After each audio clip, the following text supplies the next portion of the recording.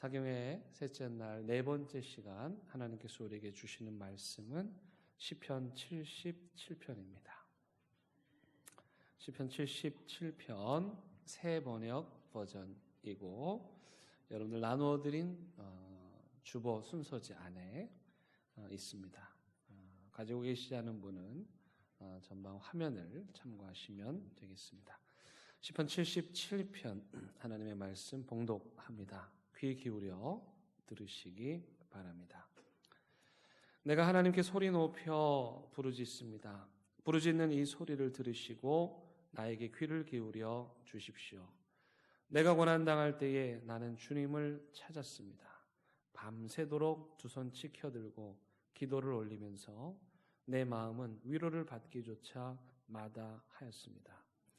내가 하나님을 생각하면서 한숨을 짓습니다. 주님 생각에 골몰하면서 내 마음이 약해집니다. 주님께서 나를 뜬 눈으로 밤을 지새우게 하시니 내가 지쳐서 말할 힘도 없습니다. 내가 옛날 곧 흘러간 세월을 회상하며 밤에 부르던 내 노래를 생각하면서 생각에 깊이 잠길 때에 내 영혼이 속으로 묻기를 주님께서 나를 영원히 버리시는 것은 아닐까? 다시는 은혜를 베풀지 않으시는 것은 아닐까? 한결같은 그분의 사랑도 이제는 끊기는 것일까? 그분의 약속도 이제는 영원히 끝나버린 것일까? 하나님께서 은혜를 베푸시는 일을 잊으신 것일까? 그의 노여움이 그의 긍휼을 거두어 들이신 것일까 하였습니다. 그때 나는 또 이르기를 가장 높으신 분께서 그 오른손으로 일하시던 때 나는 그때를 사모합니다 하였습니다.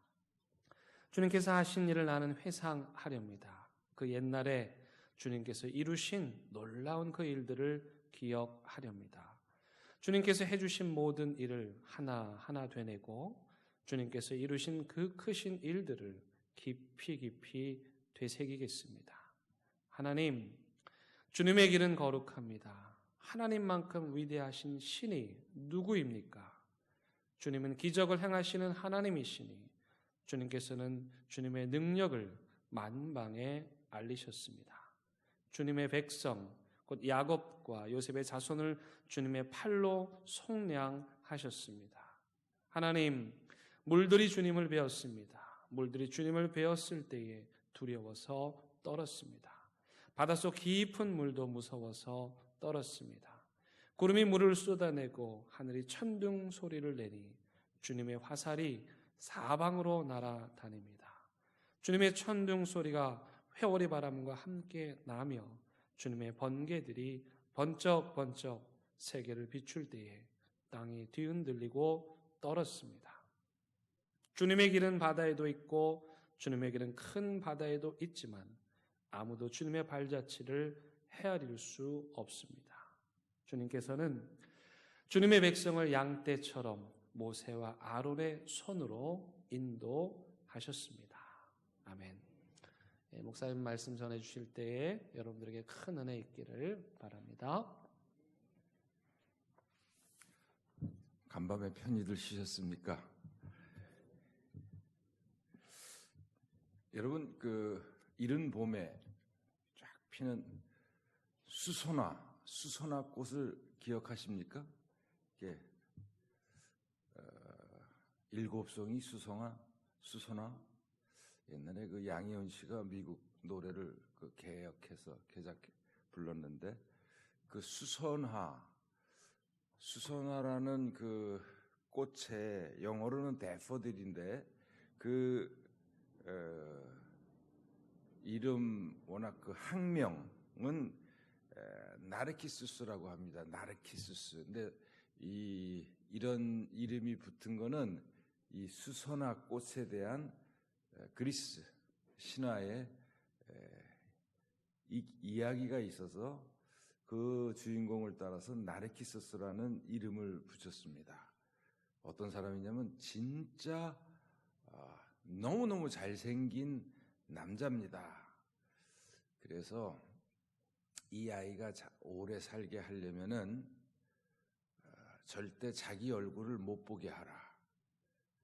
이렇게 이제 신들이 얘기를 했어요. 그래서 그 엄마가 집안에는 거울이란 그 당시에 뭐 유리 거울이 있었습니까? 하여튼 그 아이가 자기 얼굴을 볼 수 있는 모든 것을 없애고 잘 키웠습니다. 근데 뭐 청년이 되면서는 뭐 여자들이 보면 세상에 저런 남자가 다 있나.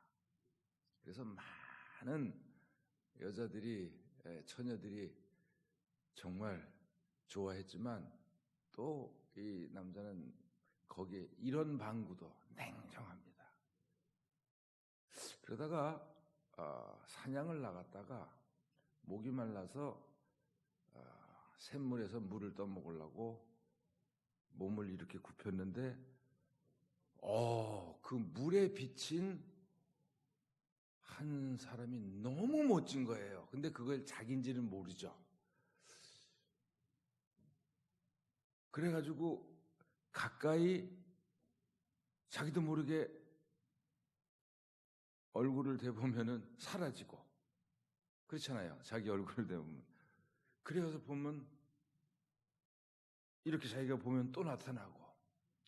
그래서 그 물가에서 그 남자, 그 멋진 남자의 정신이 빠져가지고 거기서 밥도 안 먹고 기다리다가 거기서 굶어 죽었다는 말도 있고 아니면 그 물속에 있는 그 남자를 찾아서 자기 몸을 던져서 빠져 죽었다는 말도 있고 하여튼 그래서 그 죽고 나서 거기에 수선화가 피었는데 그래서 그거를 그 미청년의 아름다운 청년의 이름을 따라서 나르키수스라고 불러 이제 그 꽃 이름을 학명을 나르키수스라고 붙였는데 여기서 여러분 여기서 나온 단어가 우리가 많이 쓰는 단어가 나르시시즘이라는 단어입니다. 나르시시즘. 이게 무슨 뜻입니까? 요즘에 심리학들이 이제 정신질환들이 많으니까 심리학들을 많이 읽는데 자기애, 자기 도취. 우리 말로는 이걸 뭐라고 합니까? 뭐 그게 정확한지는 모르겠지만 공주병, 왕자병, 또 이제 나이가 들면 공주님이 아니라 왕비병, 뭐 마마병, 하여튼 자기 중심입니다. 세상 일이 자기 생각처럼 자기 감정대로 자기 느낌에 맞춰 잘 되면 자기가 세상의 중심이 된 것처럼 자기 도취에 빠집니다. 저 사람이 내 마음에 쏙 들게 잘하고 그러면은 참 좋은 사람이 돼요. 그렇죠? 그런데 반대로 자기 생각처럼 안 되면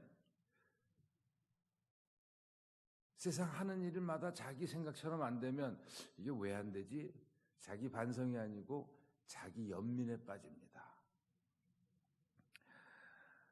내가 원하는 대로 되면 세상이 아름답고 내가 원하는 대로 세상 일이 되어지지 않으면 이 세상은 지옥이고 저 사람은 나쁜 사람이고 세상은 끝이라고 합니다. 옛날에 아마 70년대를 살아보신 분들은 스키터 데이비스라는 유명한 미국 여자 가수가 부른 The End of the World라는 유명한 팝송이 있습니다. Why does the bird go on singing? 뭐 이렇게 하면서 저 사람이 더 이상 나를 사랑하지 않는다고 하는데 그래서 세상이 끝인데 왜 새들은 아직도 노래하고 왜 세상은 어제처럼 똑같이 돌아가고 뭐 이런 노래입니다. 아주 전형적이죠. 저 사람이 나를 싫다고 해서 나를 떠나가서 나는 죽겠는데 그럼 세상이 같이 나처럼 슬퍼하고 아파하고 그래야 되는데 왜 아침은 또 오고 뭐 바닷물은 왜 또 몰려오고 어제처럼 Don't they know? 그들은 모르는 것 같다. 뭐야? It's the end of the world. 세상이 끝난 것을 모르는 것 같다. 아주 전형적인 그런 자기도취죠. 내 마음이 슬프면 다 슬퍼해야 되고 내 마음 같아야 되는데, 그런데 여러분, 신앙이란 늘 하나님의 시선으로, 하나님의 마음으로 나를 보고 내 마음을 살피고 내 눈으로 세상을 보는 게 아니고 누구의 눈으로요? 하나님의 시선으로 세상을 보는 것인데, 그래서 항상 우리는 묻는 게, 이런 일을 두고 내 기분은 어떤데, 내 판단은 어떤데, 그거 이전에 하나님은 어떻게 생각하실까? 이거를 묻는 겁니다. 그런데 하나님이 이 일에는 어떻게 생각하는지 개념도 없고 관심도 없고, 늘 내 감정, 내 생각만이, 내 판단만이 중심이 된 그런 시선으로만 세상도 삶도 삶의 의미도 바라보고 생각합니다. 이런 자기 중심적인 이기적인 세계관, 또는 이래야 된다는 자기의 고정관념에 빠진 사람들이 자기 뜻대로 되지 않았을 때 빠지는 자기 연민의 이 전형적인 신앙의 독백을 오늘 본문에서 우리가 발견할 수 있습니다. 오늘 본문 77편 전반부 1절에서 10절의 내용을 일단 우리가 쭉 이렇게 일견 보면 이 시인의 고백은 고난 속에서 하나님을 간절히 찾는 것처럼 느껴집니다. 그렇지만 본문의 내용을 좀 더 깊이 있게 생각해 보면 전형적인 자기 연민에 빠져서 하나님에 대한 생각이 자기 중심적인 감정에서 벗어나질 못합니다. 신앙이라고 하지만 하나님도 자기 기분으로 바라보는 거예요.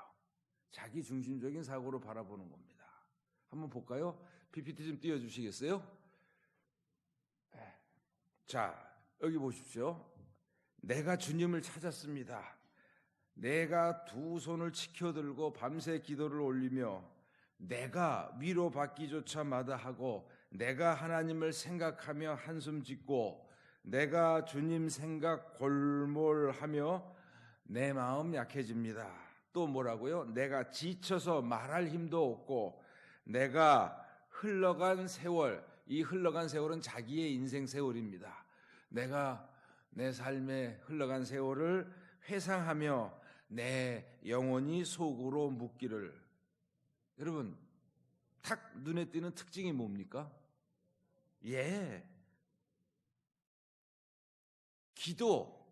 기도라고 하지만 다 내가 하나님 앞에서도 남들이 보면 기도하는 거예요. 남들이 보면 새벽 예배 와서 울면서 기도하는 것 같아요. 그런데 다 언제나 내가가 주어입니다. 단 한 번도 하나님이 주어가 되셔서 내 삶을 살피는 내용은 없습니다. 하나님의 말씀에 비추어서 하나님의 시선으로 내가 살아온 것, 지금의 이런 일들, 지금의 이런 마음들을 살피는 내용은 없고 다 내 기분에 푹 빠져서 자기 연민에 푹 빠져서 내가 그러니까 하나님께 부르짖는다고는 하지만 하나님께서 뭐라고 말씀하시는지에 대해서는 들으려 하질 않아요. 들을 귀 자체가 없어요. 왜? 신앙을 그렇게 배웠나 봐요. 늘 기도는 그냥 하나님께 내 마음을 아뢰는 거다. 근데 우리가 첫 시간에 시편을 읽다 보면 기도란 하나님의 말씀에 대한 나의 뭐라고요? 응답이다. 하나님께서 뭐라 하시는지, 하나님의 생각은 어떠하신지 관심도 없고 그저 내가 생각하는 하나님, 자기중심적인 관점에서 하나님을 골몰하다가 응답이 없다는 등 어쩌다는 등 위로가 안 된다는 등 하고 스스로 지치고 마는 거예요. 그렇게 밤을 새며 딴에는 기도했다.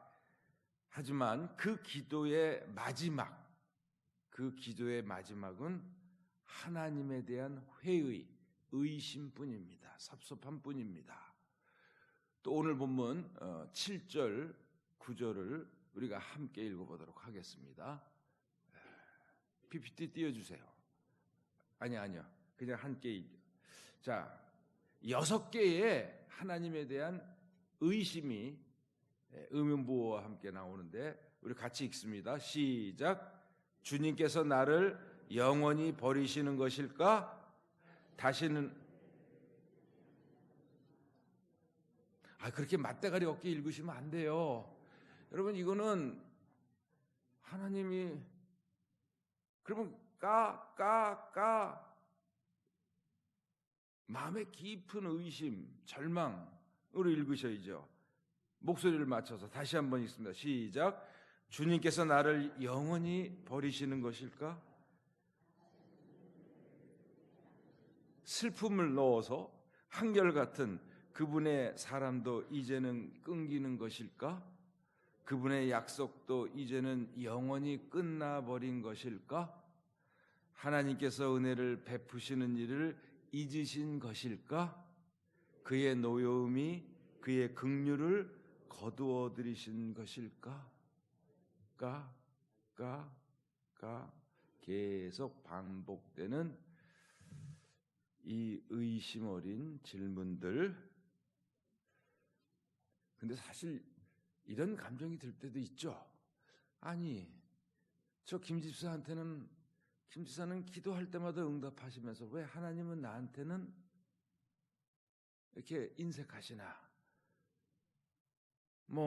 하나님의 음성 듣기 원하고 하나님의 위로받기 원해서 그렇게 기도했더니 하나님의 꿈속에 나타나시고 기도 중에 이렇게 응답하셨다는데 나는 한때 한국교회 아주 열병 같은 것들이 한 번 있었어요. 이제 부흥회, 은사, 집회들 많아지면서 죄다가 어디 가서 방언의 은사를 받고 왔던데, 이 방언의 은사라는 게 아주 강력하거든요. 사람들에게. 왜 나도 모르게 그냥 이상한 언어로 기도를 하니까. 그리고 그걸 딱 받고 나면은 왠지 그냥 자신감이 생겨서 교회에서 새벽 예배 가고 싶어요. 왜? 가서 나 방언의 은사 받았다 그러고 따따따따따따따 이렇게 기도 하면서 그냥 다 죽이는 거죠. 그렇죠? 그런데 나도 방언의 은사 주십시오 하고 계속 기도했는데 나한테는 안 와요. 그러니까 또 어떤 부흥사들은 자, 입을 딱 벌리고 따 해보세요. 이런. 사실 은사 중에서 은사주가 가장 그 의심 많고 잘 믿지 못하고 삐딱한 사람들에게 하나님께서 강력하게 주시는 은사가 사실은 그 방언의 은사인데, 이 방언의 은사도 마귀도 많이 줘요. 여러분, 무당들도 이상한 언어로 합니다. 이게 신접하면.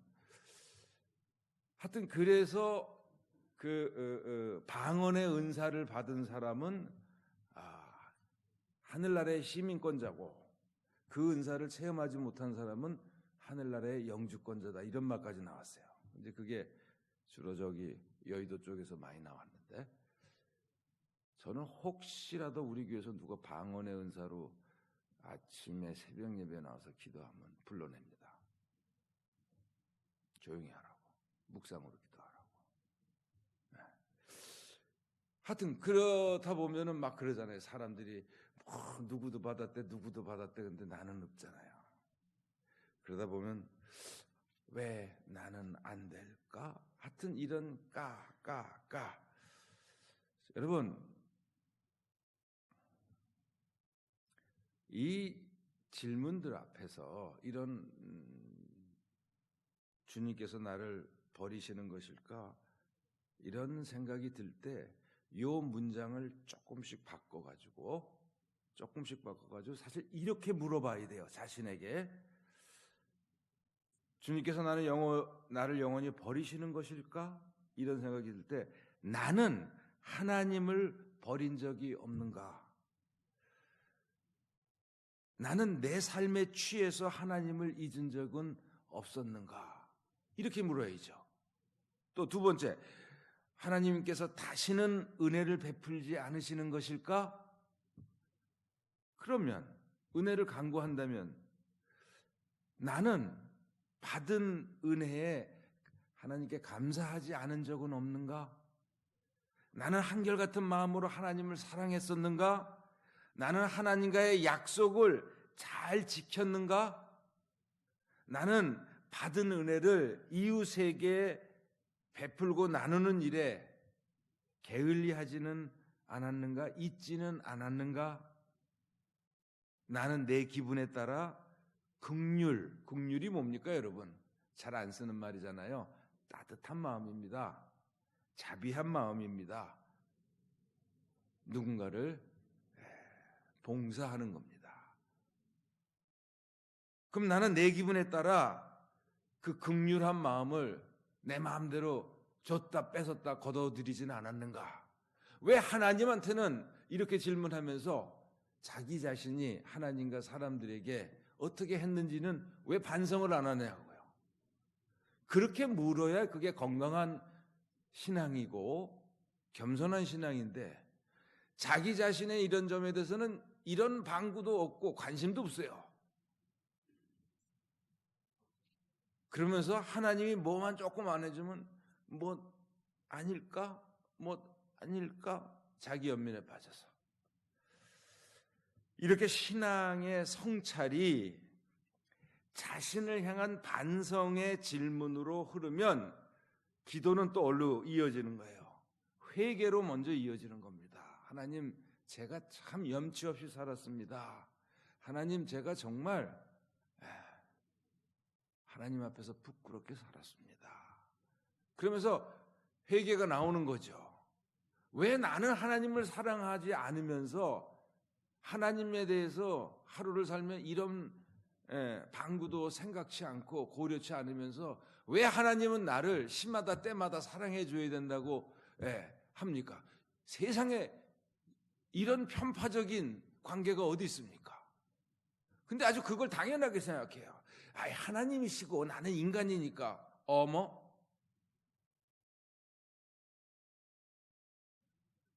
하나님은 우리들의 사랑받기를 누구보다 사모하고 계신 분입니다. 그래서 하나님 마음이 얼마나 상처받고 있는지 몰라요. 나는 너를 기억하는데 어찌 너는 나를 하루를 살면 단 한 번도 기억하지 않느냐.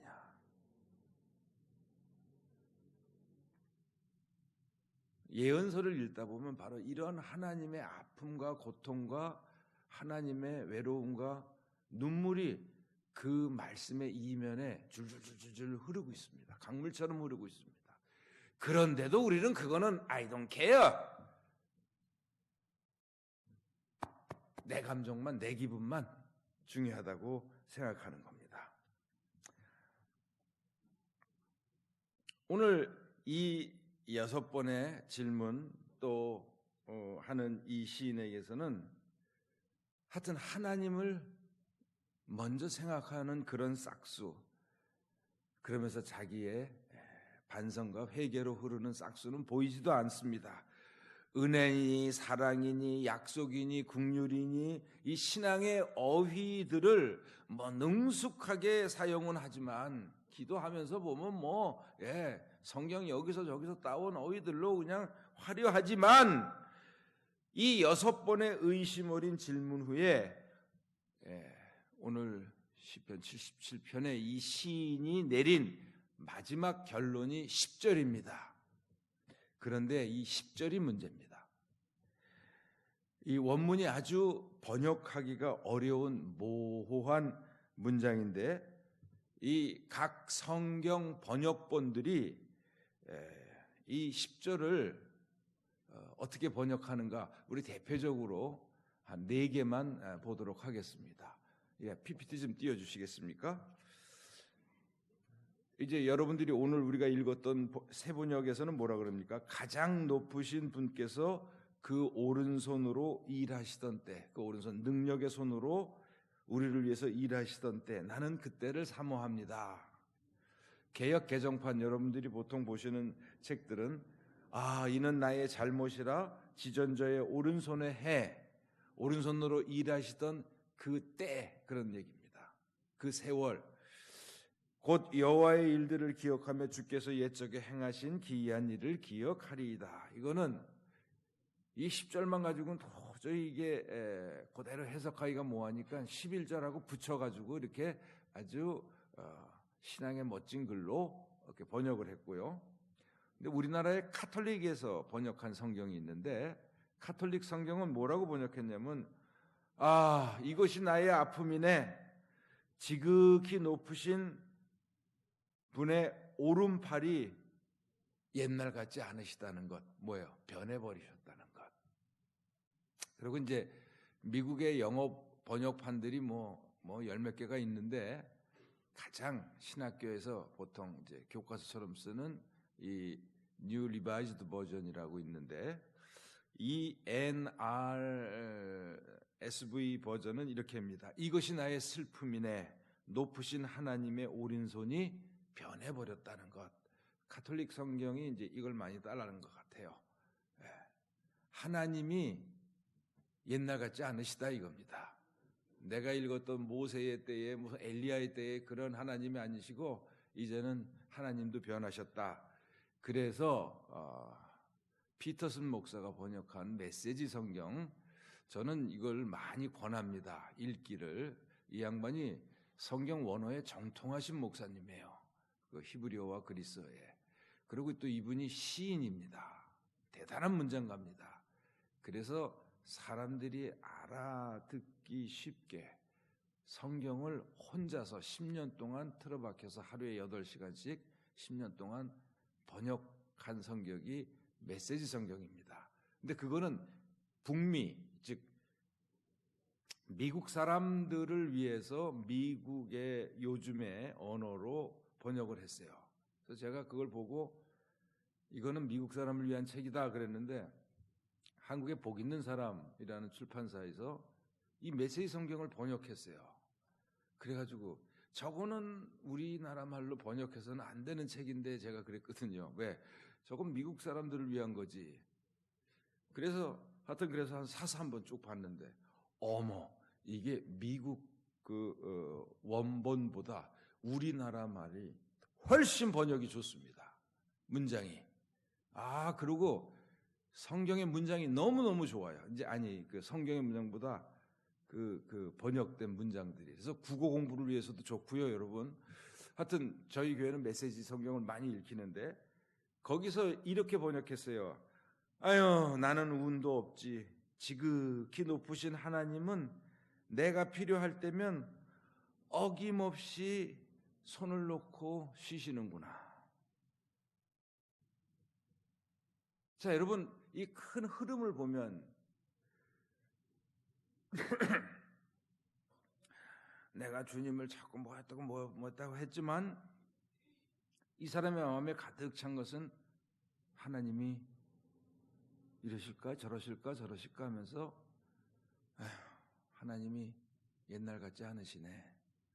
꼭 내가 찾을 때만 하나님은 뭐 화장실 가셨는지 밥하러 가셨는지 산보 나가셨는지 내가 찾을 때는 외면하시고 안 계시네.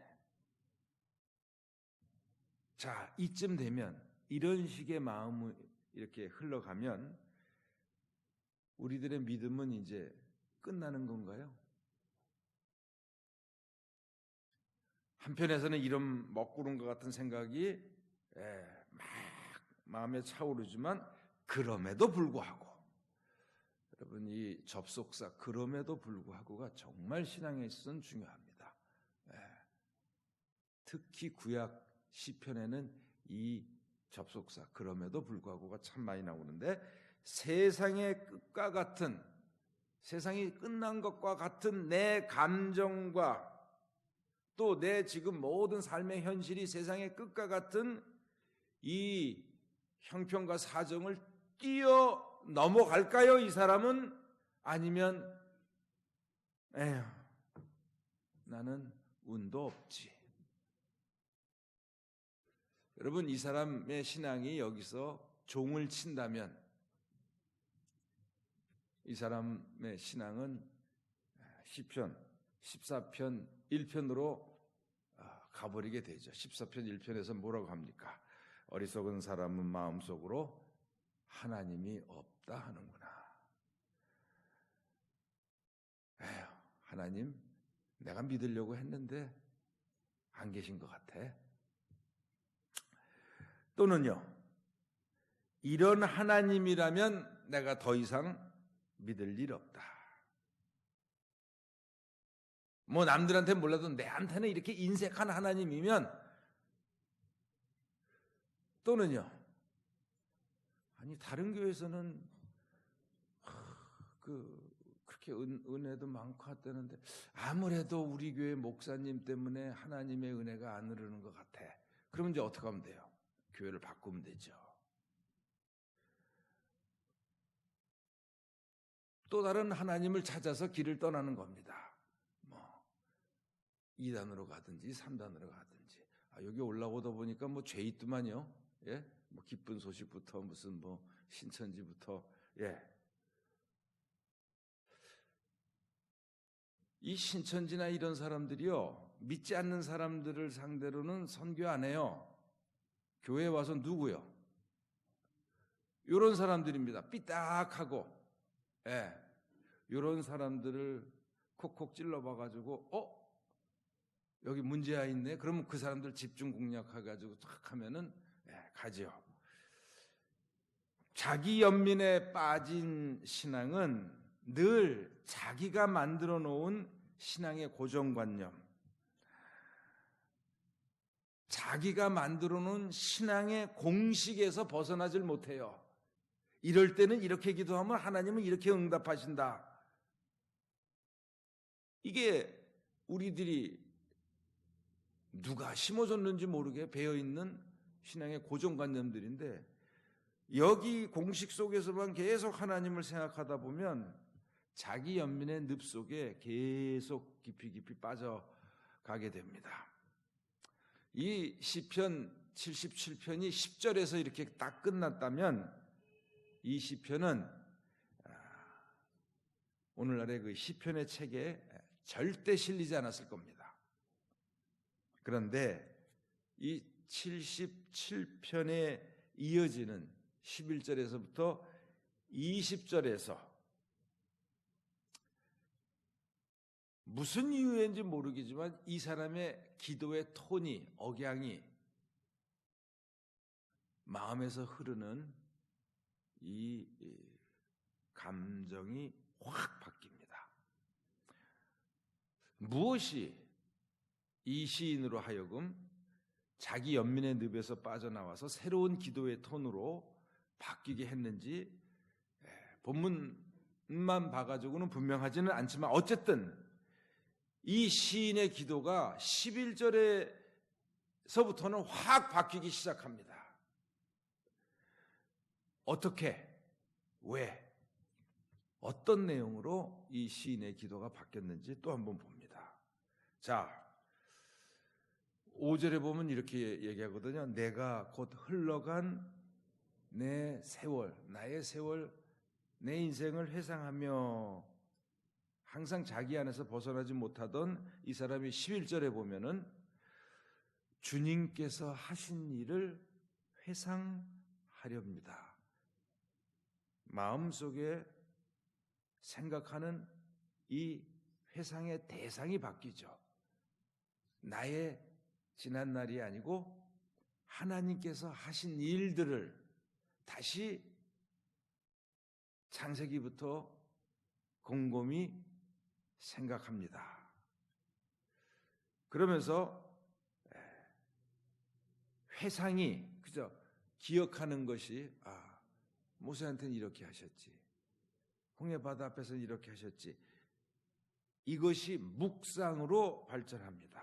11절에 보면 내가 기억하고, 그 다음에 12절에 보면 내가 되뇌이고, 그 다음에 뭐라고요? 내가 되새기겠습니다. 어저께 묵상이라는 단어가 새김질에서 나왔다 그러지 않았습니까? 자꾸만 되새겨보는 겁니다. 앞에서도 보고 옆에서도 보고 밑에서도 보고 위에서도 보고. 네. 그러면서 여러분, 설악산이라는 산이 한쪽에서만 보면 설악산이 다 보입니까?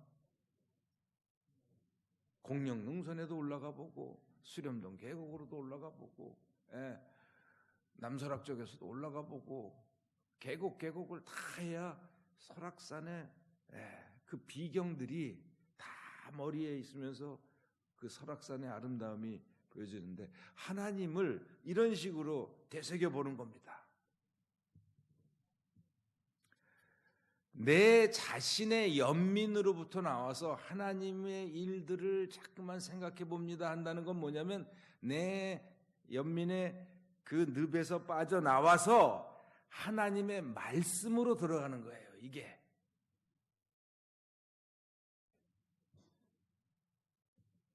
하나님이 하신 일들을 하나님께서, 더 중요한 건 하나님께서 일하시는 방법들을 묵상하는 겁니다.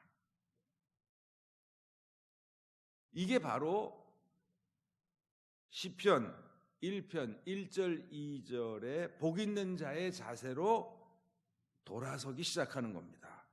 복 있는 사람은 어떻다고요?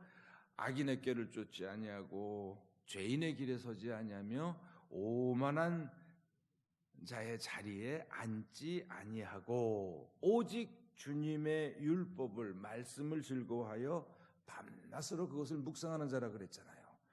여러분, 악인의 꾀, 죄인의 길, 오만한 자의 자리, 여기서 악인, 죄인 그러면 못된 짓만 하는 인간들, 그게 아니에요. 성경에서 악인들, 성경에서 죄인들은 누구예요? 하나님이 없다 하는 자들입니다. 하나님이 없다 하면서부터 모든 죄가, 악한 생각들이 나오는 건데, 그 다음에 오만한 자란 어떤 사람입니까? 오만한 자란, 하나님 없이 내가 내 삶의 주인 되어서 살아가는 자들이 다 오만한 자들이에요. 지혜서는, 잠언서는 이 우리가 악인, 죄인, 오만한 자를 다 싸그리 모아서 하나님이 없다 하는 자들이고, 그러한 자들을 한마디로 이렇게 얘기합니다. 어리석은 자다. 어리석은 자는.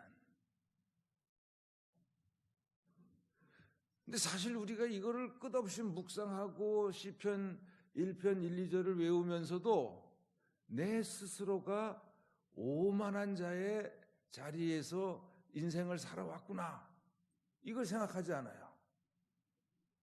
왜요? 내가 내 인생의 주인이 돼가지고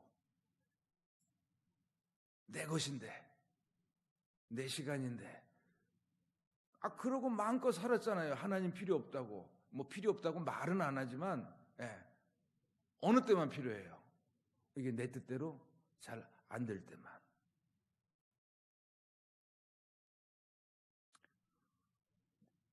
저 문구가 참 좋네요.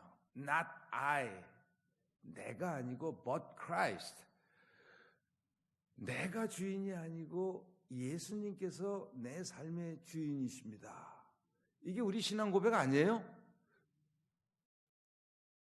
그리스도. 그건 뭐냐면 이분이 나의 왕이다, 이런 뜻이에요. 구주, 나를 구원하신 나의 뭐예요? 주인님이에요. 주인님. 내 삶의 주인은 누구예요? 예수 그리스도고 하나님이시라는 게 우리 주인인데 항상 예수님은 내 쫄병이시잖아요. 종처럼 부려먹잖아요, 우리가. 아쉬울 때만, 필요할 때만. 그것도 언제까지 요렇게 해 주십시오. 예수님이 우리한테 빚졌어요. 다 우리 자신들이 이 마음에는 예수도 없고 하나님도 없고 나만 가득 차고 내 식구들만 가득 차고 내 새끼들만 가득 차가지고 예수님한테는 이렇게 해라 저렇게 해라 고운 말로 하는 것 같지만 명령이죠. 그게 다 오만한 자들이에요. 하나님 필요 없습니다. 내가 내 주인이니까 내 마음대로 삽니다. 그런데 여러분 이제 13절에서부터 15절을 한번 보시기 바랍니다. 13절에서부터 15절. 주어가 바뀝니다. 앞에서는 내가 주어였는데 하나님은 거룩하시고 하나님은 기적을 행하시고 하나님은 하나님의 팔로 우리를 속량 구원하셨습니다. 2절부터 6절에 내가 나 중심의 생각이 하나님 중심의 생각으로 바뀌고 그러면서 가능성이 보이죠. 이제 주님께서 내 안에서도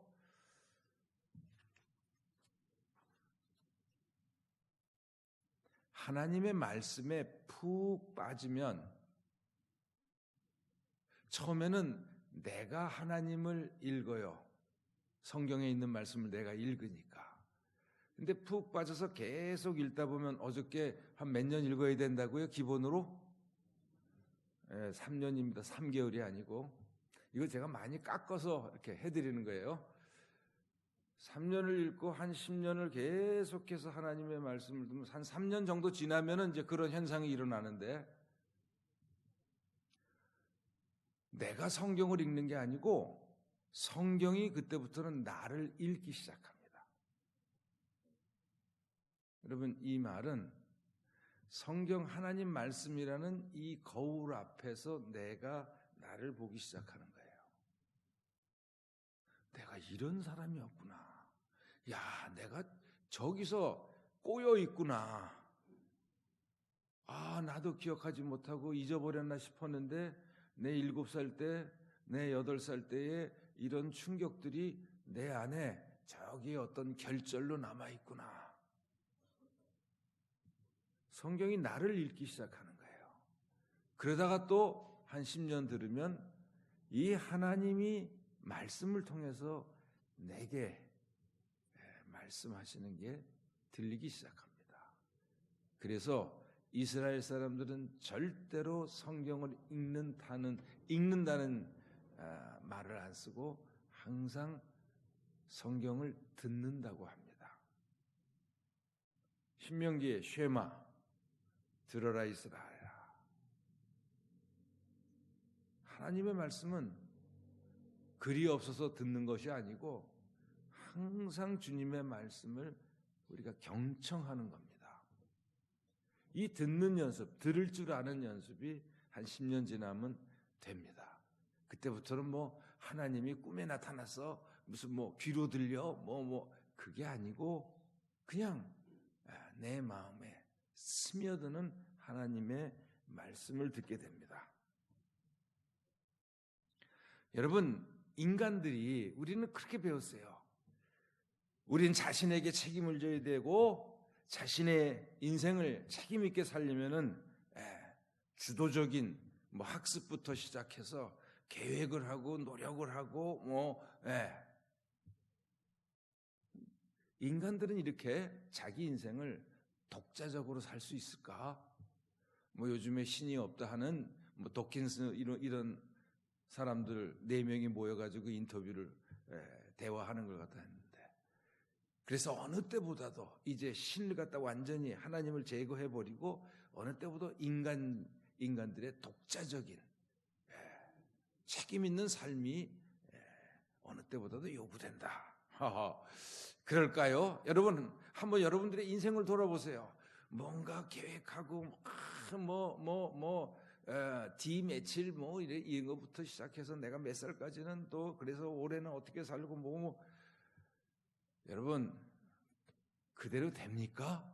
내가 무능하고 게을러서만이 아닙니다. 예상치 않은, 누구도 예측할 수 없는 일 한번 뻥 터져봐요. 여러분, 몇 년 전에 메르스 사태 일어났을 때요, 그 들어보지도 말고 알지도 못하는 그놈의 메르스 때문에 온 나라가 완전 마비됐었잖아요. 보이지도 않는 그 바이러스 하나가.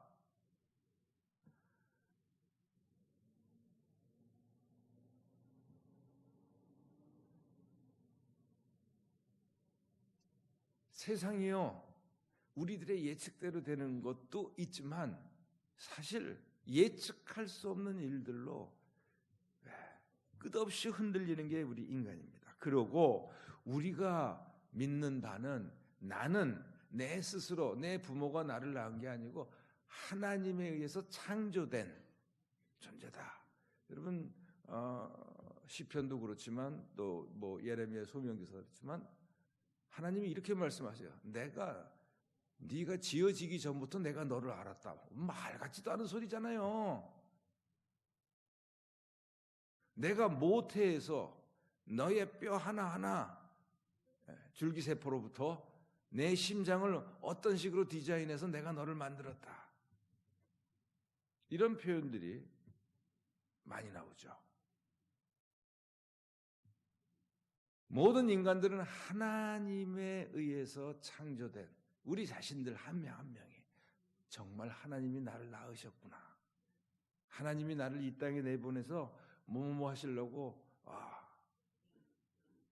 어떤 내 부모님들 통해서 나를 이렇게 뱃속에서부터 지으셨고 그 다음에 이 땅에 보내셨고 이렇게 나를 키우셨구나. 인간은요, 처음 창조 기사를 보면은 절대로 독자적인 존재가 아니고 독립적인 존재가 아니고 하나님과의 관계 속에서 살아가도록 하나님께서 디자인하셨어요. 우리의 모든 몸뿐만이 아니라. 그래서 우리는 항상 하나님께 의존적인 존재라는 것이 성경의 ABC입니다. 기초입니다. 근데 나는 나 혼자 살 수 있다. 내 마음대로 내버려 두세요. 좀 내가 할 거 내가 아쉽고 필요할 때만 그때는 하나님 도와주세요. 아들 딸들이 조금 컸다고 엄마한테 바락바락 대들면서 요 따위로 얘기해 보세요. 내가 저거를 왜 낳나? 엄마는 가만히 있어. 내가 알아서 할 테니까. 그리고 요것들이 뭐 할 때는 전화해요? 엄마 해요? 돈 달랠 때만. 개나 나나 똑같잖아요. 하나님 앞에서. 여러분, 인생은 내 혼자 가는 게 아니고 하나님과 함께 가는 거구나. 요걸 깨닫고 철저하게 하나님 앞에 무릎 꿇을 때 제가 너무너무 건방지게 살았습니다. 여기서부터 믿음의 바른 걸음이 시작되는 겁니다. 근데 여기서 시편은 77편은 끝나지 않아요. 자연현상도 매일 올해 태풍이 몇 개요? 8개가 자그만치 왔잖아요. 우연히 하나도 없어요. 자연현상도. 오늘 16절에 보면 물들 깊은 바다도 하나님을 뵙고 두려워하고 아니 자기가 깊은 바다 속에 들어가서 물들이 벌벌 떠는 걸 봤나? 이렇게 표현을 하잖아요. 이게 뭡니까? 그 어떤 것도 하나님의 섭리에서 벗어나 있는 거 하나도 없다는 거예요. 그 다음에요, 구름이 나오고 천둥이 나오고 번개도 나오고 이 모든 것들이 하나님의 명령에서 자유롭지 못합니다. 우연이 아니라는 거죠. 그 다음에 또 회리바람이 나옵니다. 토네이도죠. 태풍도 나오고 땅의 뒤흔들림. 이건 뭐예요? 지진이죠. 다 우연이 아닙니다. 그 모든 우리의 삶의 주변에 일어나는 자연 현상도 하나님이 장악하고 그 뜻 안에서 섭리하고 통치하고 계십니다. 그런데 19절을 다 같이 우리 한 목소리로 읽겠습니다. 앞부분만 있습니다. 시작.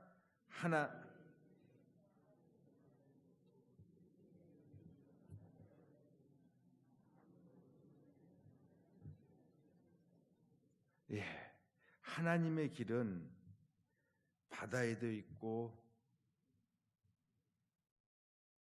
사막에도 있고 하늘에도 있지만 아무도 주님의 발자취를 헤아릴 수 없습니다.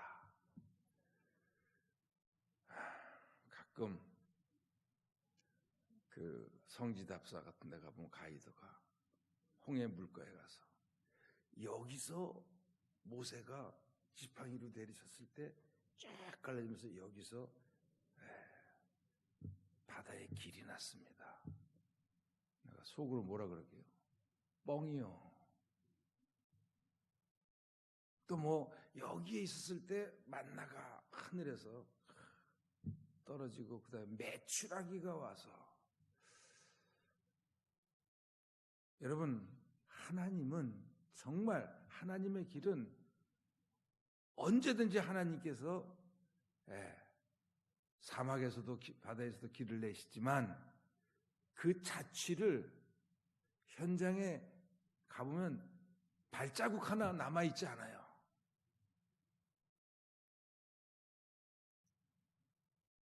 여러분 이 말씀은 묵상을 하면 할수록 아주 중요합니다.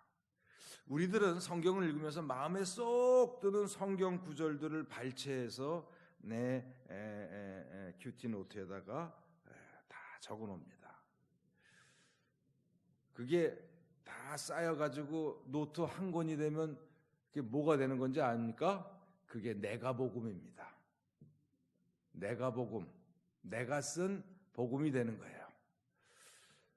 하나님은 이럴 때는 이렇게 하시고 저럴 땐 저렇게 하신다는, 그러면서 나도 모르게 내 안에 공식을 만들어냅니다. 공식.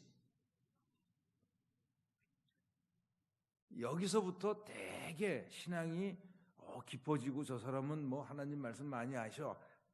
아니요. 하나님 주도적인 신앙이 아니라 자기 주도적인 하나님 믿기가 시작되는 거예요. 내가 복음이 아주 탄탄할수록. 근데 내가 복음의 내용 보면 다 성경 내용이에요. 제가 어저께 큐티를 별로 안 좋아한다는 게 자꾸만 사람들이 성경의 컨텍스트, 맥락을 읽어야 되거든요. 마가복음에서는 이 말씀을 어떤 맥락에서 말씀하셨느냐? 그게 누가복음하고 틀리고 요한복음하고 틀린데 마태, 마가, 누가, 요한을 딱 짬뽕으로 만들어가지고 딱 자기의 예수님 이야기를 만들어내는 거예요. 이제 그런 오류가 크리스마스 때 많이 나거든요. 구유에 누우시고 그 다음에 뭐요? 동방박사들이 와서 경배하신 예수님. 구유에 누우시고 동방박사들이. 그 다음에 또 누가 목자들이 나타나야죠. 그렇죠? 또 천사들의 찬송. 이건 마태복음과 누가복음의 탄생 이야기를 섞어놓은 거거든요. 근데 그 내용은 완전히 틀린 거예요. 어쨌든 이런 식이라고요. 단편적인 거, 내가 듣기 좋은 것들만, 내 마음에 쏙 드는 것들만 모아놓고. 그렇다고 여러분 그게 잘못됐다는 건 아니에요. 그 말씀을 외우고. 근데 이게 나의 공식이 된다니까요. 하나님은 이럴 땐 이렇게 하신다.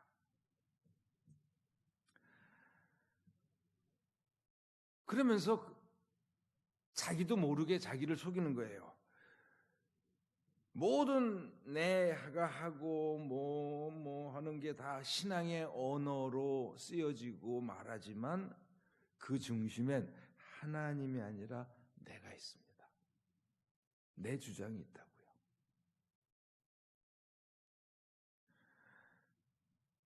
하나님이 얼마나 다양하신데요. 우리는 그 하나님의 발자취를 헤아릴 수 없어요. 사람의 생각과 우리의 예측을 뛰어넘는 하나님의 방식. 그래서 여러분, 하나님을 믿는 것도 중요하지만 정말 어떤 면에서는 우리에게 더 중요한 것은 그걸 토대로 하나님이 어떻게 일하시는가, 하나님의 일하는 방식을 알아야 되는데 그게 예측 불가입니다. 자, 여러분, 똑같은 우리가 창세기를 읽어요. 아버지 야곱의 이야기를 쭉 읽습니다. 그러면 거기서는 야곱이 얼마나 약삭 빠른 짓을 많이 합니까? 꼭 우리 같잖아요. 그래도 그때마다 뭐요? 위기 때마다 하나님이 먼저 나타나셔가지고 일을 해결해 주세요. 그리고 다시금 꾸짖지도 않으시고 약속을 다시 말해 주시고, 그러면서 그 위기를 거쳐서 이제 야곱의 인생이 113년 넘게 계속 진행되죠. 그 애굽에 내려가도록. 그런데 그 아들인 요셉의 이야기를 여러분 주목해서 쭉 들어보세요. 요셉은, 야곱은 자기가 잘못해가지고 자기가 놓은 굴레에 빠져서 허덕되지만, 요셉은 죄도 없고 잘못도 없는데 애매하게 계속 고난당하잖아요. 근데 요셉한테는 하나님이 한 번도 안 나타나요. 요셉 얘기를 끝까지 읽어보세요. 꿈에도 안 나타나시고 기도해도 응답도 없고, 요셉의 하나님하고 야곱의 하나님하고 아버지가 믿는 하나님하고 아들이 믿는 하나님이 다른가? 그렇지만 나중에 요셉은 깨닫습니다. 아하, 하나님께서 우리 식구를 구원하시려고 나를 이 고난의 길을 통해서 우리 식구들을 위해서 나를 먼저 보내셔서 이 길을 예비하시고 이들을 구원하시기 위해서 내가 이해할 수 없었던 그런 고난의 길을 걷게 했구나. 그리고 다 이루어지고 나서 보니까 요셉은 내가 왜 이렇게 억울해야 되나 했더니 그게 하나님의 꿈을 이뤄가는 고속도로였던 거예요. 그렇죠? 그걸 우리가 어떻게 아냐고요, 그 하나님 속을. 그래서 저는 가끔 하나님한테 그렇게 말씀드리곤 합니다. 이렇게, 하나님, 저는 천사도 아니고 천군도 아니고 예수님도 아니에요. 저 인간이에요. 하나님 속을 제가 모르잖아요. 가끔은 좀 말씀해 주셔야 저도 좀 그랬구나 하고 가지. 그렇게 입을 꼭 다물고 계시면 저 이러다 넘어집니다. 아주 조금 하나님을 겁도 주기도 하지만 하여튼 그게 참 우리가 믿는 사람들이 쉽지 않은 거예요. 언제까지 기다려야 돼요? 언제까지 기다려야 돼요? 근데 여러분, 시편 우리가 첫날 읽었던 33편도 맨 마지막에 이스라엘아 하나님을 기다리라. 또 딴 데는 뭐예요? 잠잠히 기다립니다. 이거 미치고 환장하는 얘기거든요. 벌써 10년 기다렸는데 조용히 오직 하나님만을 생각하고 믿으며 내 모든 생각을 멈추고 하나님을 기다리겠습니다. 하나님의 방법 정말 신묘막측하기 때문에 예측할 수 없습니다. 다만 우리가 성경을 읽으면서 알 수 있는 것은 정말 하나님은 신실하신 하나님, 약속을 꼭 지키시는 하나님, 그 다음에 정말 우리 하나님은 우리를 사랑하시는구나, 그 마음에 이런 하나님의 신실하신 사랑, 공의, 정의. 그렇지만 그것이 언제 어떻게 이루어질지는 우리가 예측할 수 없습니다. 그날 그 시를. 글쎄 예수님도 모른다는 걸 갖다가 글쎄 자기는 안 되니 이게 참 기가 막힌 일이잖아요. 다만 성경을 통해서 그 하나님의 다양하심을 듣고 알게 되고 우리의 이해와 예측을 뛰어넘어 계시는 하나님을 믿으며 이 하나님을 믿기 때문에 우리는 기다리는 겁니다.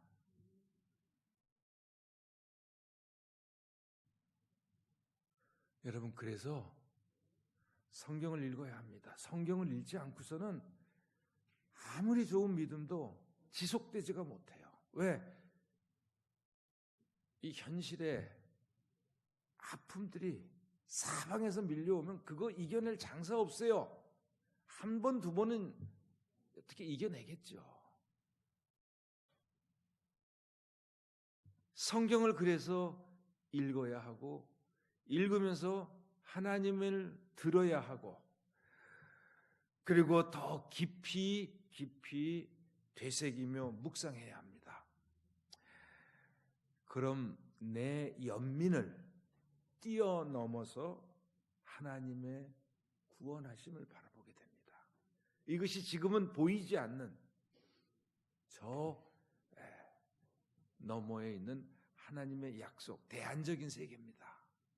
지금이 내 삶이 아니고.